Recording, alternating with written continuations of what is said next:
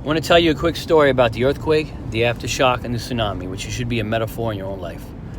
There's a short life we live, and many people in life choose one of two roads. They either pursue something they feel passionate about, something they have interest in, and they stay happy because they're doing what they want to do. And as time goes on, they rise, they fall, they learn, they evolve, they change. They may change their direction, they may change their presentation, but either way, they're living a process.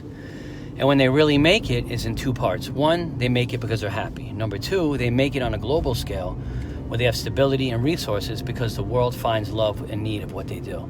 And that only happens when they're doing their due diligence every day and they're ready every day. And as long as they're ready, it's up to the hands of fate to bring the luck of timing. And no one knows when that is. It could be 10, 20, 30, 40, 50 years. It can never happen. But that is one thing. And those people live a legacy because they lived a legacy of living their life out. And they will show people that it's okay to have courage and go forth in life. And they may have the chance to change life.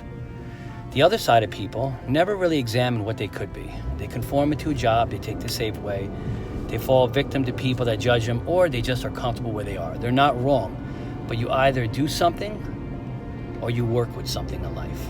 Legacies do something, working with something. It's just going along with the bits and pieces. Now, many people said to me, you know, you have this pursuit of art and writing and entertainment and stuff, and they told me, you would never be a writer.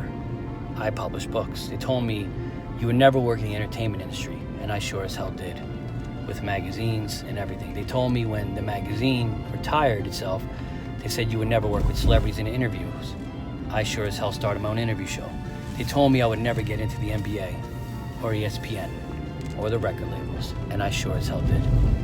And along the way, I've had successes, and every time I made it that way and I got in somewhere, I called it an earthquake. I rattled things. And as long as I had the buzz going and people believing and jumping on the bandwagon, believing I was going to do more, I called those the aftershocks, the buzz. And then the aftershocks go away, and I'm back to walking on the ground alone.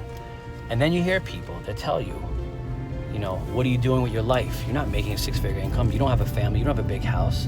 Why people would even think to say this to me, I have no clue at all. Some are afraid, some are insecure, some are jealous, have never pursued something. Some of them can't understand the mind of an entrepreneur.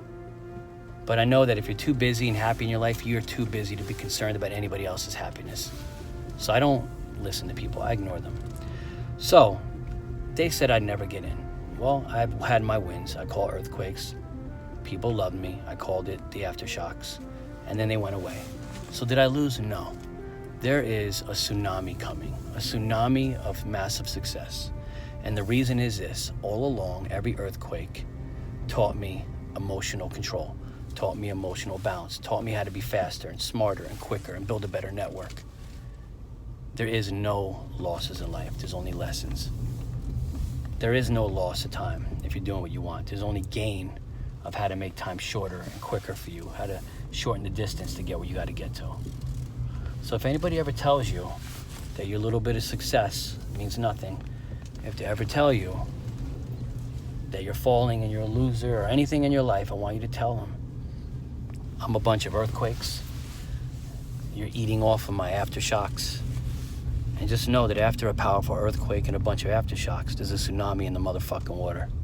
And if anybody's ready to take on a business or start a business or be ready for the next thing when time and fate comes around with the right luck to start, it's going to be me. I promise you guys, don't quit. You haven't even gotten started yet.